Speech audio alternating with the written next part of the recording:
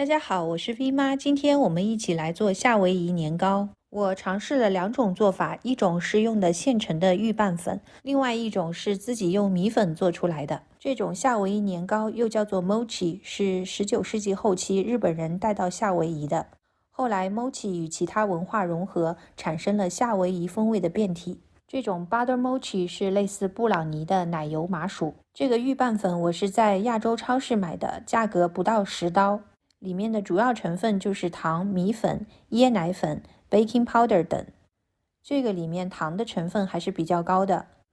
好的一点是它把它的 instruction 写得特别的清楚，你直接按照它上面的步骤来，一定不会出错。3大勺黄油，如果是冷藏的黄油，可以切成小块，在微波炉里面稍微转一下。有1小半的黄油变成液体之后，放置一会儿，里面的黄油就会自然的融化了。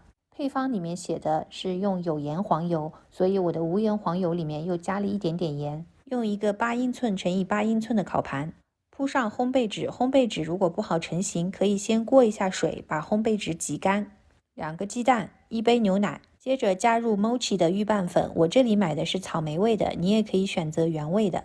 把食材搅拌均匀，倒入融化了的黄油，再继续搅拌均匀，倒入烤盘中。烤箱350华氏度，也就是175摄氏度，烤40到50分钟。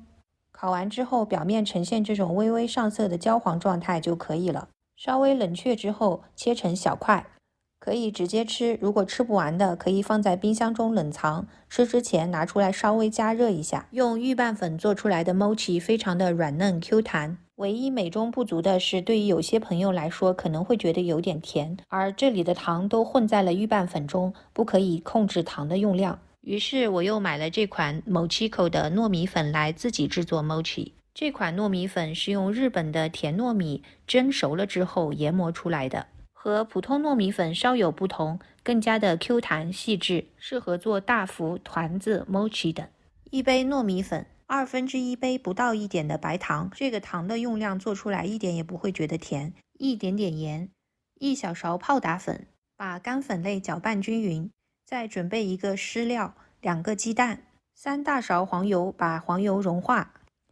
1杯牛奶，200毫升椰奶，这个椰奶我选的是这种比较厚的无糖的椰奶。常温打开后，里面会有一层比较厚的椰子油，一定要把它搅拌均匀之后再倒。